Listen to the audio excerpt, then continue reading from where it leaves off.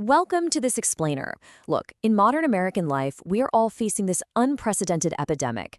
I mean, think about it. Attention fragmentation, digital overload, chronic stress, totally broken sleep. It's a lot.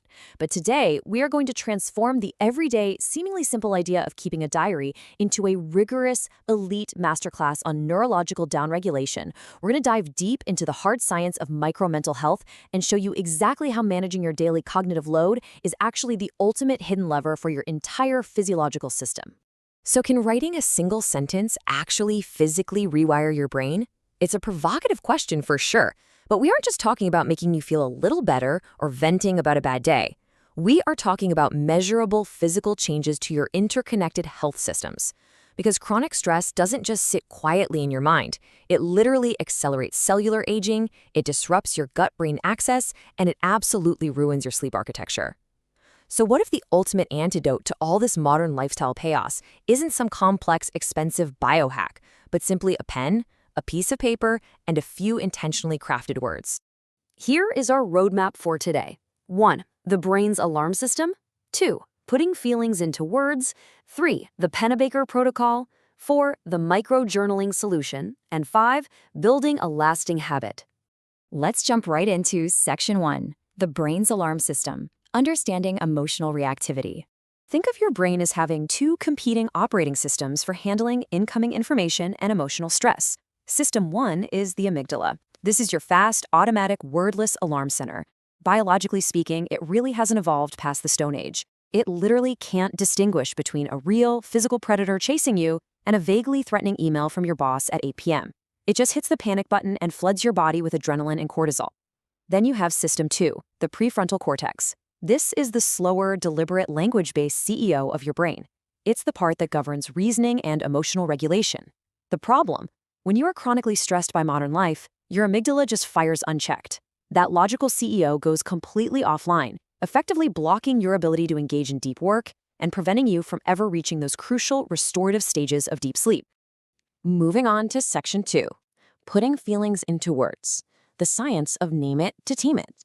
So how do we get these two systems to actually talk to each other during moments of extreme overwhelm? Well, we rely on a highly specific neurocognitive mechanism called affect labeling. Coined by UCLA neuroscientist Dr. Matthew Lieberman, affect labeling is the surprisingly simple act of putting a raw emotion into precise words. You can kind of think of it as a manual override switch for your nervous system's spam filter. When you say or write, "I feel anxious," instead of just letting that raw anxiety wash all over you, you actively recruit your right ventrolateral prefrontal cortex. This region literally sends inhibitory signals downward to hit the brakes on your fear response. And the data here is just staggering because this isn't just some subjective feeling of psychological relief. Functional MRI brain scans from Lieberman's landmark 2007 study showed amygdala activity dropping by 30 to 50% just by writing down a specific emotion. When you execute this clean neurological handoff from your emotional reactivity center over to your executive regulation center, the physical cascade is immediate. Your heart rate variability recovers, your cortisol clears out of your bloodstream, and you set the biological stage for healthy aging rather than chronic stress-induced inflammation. But to really maximize this neurological handoff, you have to develop what clinical researchers call emotional granularity. Picture someone staring at the ceiling at 2 a.m., tossing and turning, unable to sleep. If they just feel a vague, undifferentiated mass of bad or stressed, their brain is fighting a dense fog it simply can't solve. But there is a massive biological difference between feeling disappointed and feeling betrayed, or between being anxious and simply being unprepared for tomorrow's presentation. Precision is what tells the brain that the threat is solvable. Finding the exact word expands your vocabulary, short-circuits that endless alarm loop, and allows you to finally go to sleep. Which brings us to Section 3, the Pennebaker writing protocol, clinical interventions. All this foundational neuroscience was actually translated into a groundbreaking clinical intervention by psychologist Dr. James Pennebaker back in the 1980s. His expressive writing protocol requires you to write for 15 to 20 minutes a day, 4 consecutive days, focusing entirely on a deep, difficult emotional experience.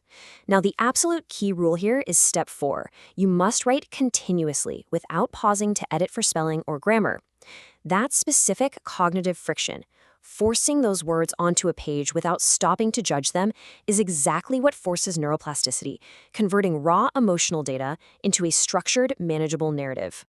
The physiological results from Pennebaker's landmark study were, honestly, nothing short of astonishing. Students who used this protocol visited the campus health center 50% less frequently over the following 6 months. But looking at the root causes is where this really becomes an elite health masterclass. Blood tests showed improved T-cell immune responses and dramatically lower baseline cortisol. Why? Because carrying around unprocessed emotions acts as a chronic, systemic stressor on the body. That invisible stress creates systemic inflammation. It literally destroys the delicate lining of your gut microbiome and it accelerates cellular aging. Physically writing it out lifts that biological burden. And this data brilliantly represents the scientific consensus we now have. The Frateroli meta-analysis from 2006 analyzed 146 different randomized studies on expressive writing. The data completely confirmed that this simple, time-effective writing method produces highly meaningful physical and psychological health improvements across beautifully diverse populations. So this isn't some fleeting self-help fad. It is quite literally one of the most rigorously tested interventions in modern clinical psychology. It proves, once and for all, that the mind-body connection is a very real, measurable physiological loop. Now, researchers didn't just stop at 20 minutes.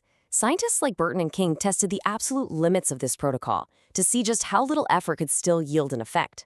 They had participants write for just 2 minutes a day for 2 consecutive days. And what they discovered is that remarkably short, 2-minute writing sessions could successfully kickstart the processing of emotional events. The return on investment here is just staggering.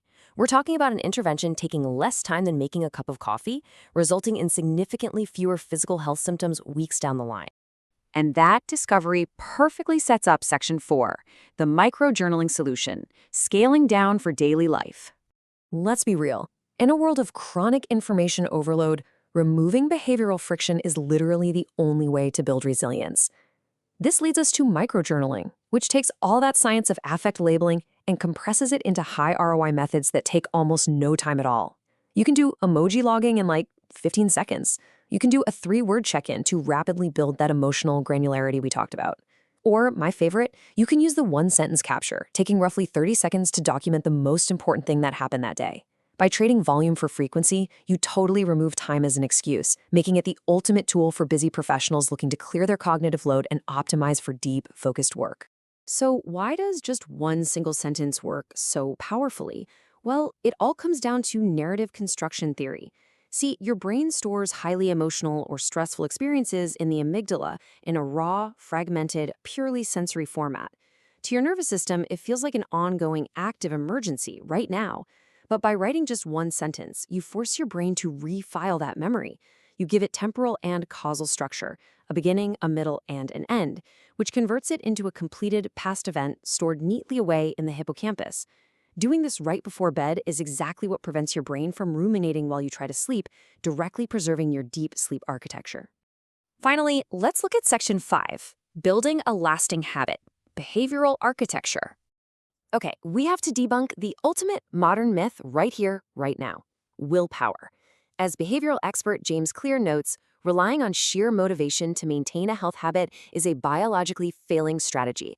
Human biology simply isn't designed to rely on willpower when we are chronically exhausted. Many people think they just aren't motivated enough to journal, but what they actually lack is absolute clarity and environmental design. You need a frictionless system. Luckily, the science of habit formation gives us 3 specific cheat codes. First, the Zeigarnik effect. Committing to writing just one small sentence completely bypasses the brain's natural resistance. And once you start, there's a huge psychological pull to finish. Second, a landmark study by Lally and colleagues shows it takes a median of 66 days to form an automatic habit. And third, the never miss twice rule. They found that missing a single day does not ruin your progress. Life happens, right? A missed day is just a statistical blip, not a biological reset, especially when the task of writing one line is impossibly small. The real secret sauce for behavioral architecture is habit stacking. You must anchor your single sentence to something you already do effortlessly every single day. The equation is super simple. After I do my existing habit, I will do my microjournal entry. For example, after I pour my morning coffee, I will write one sentence. Deep in your neuroscience, this physically piggybacks your new habit onto heavily myelinated neural pathways that are already built into your brain. It requires absolutely zero new cognitive load to execute. So as we wrap up this explainer, we've seen the hard, interconnected data. Putting your feelings into words downregulates your amygdala, it drops your cortisol, boosts your immune function, and physically refiles your memories to protect your sleep architecture and preserve your cognitive health as you age. It's all connected. So ask yourself, in a modern world that is constantly competing for your attention and spiking your stress levels, are you ready to use a simple pen and 30 seconds a day to literally rewrite your biology? Start small, be incredibly consistent, and let a single sentence change your life.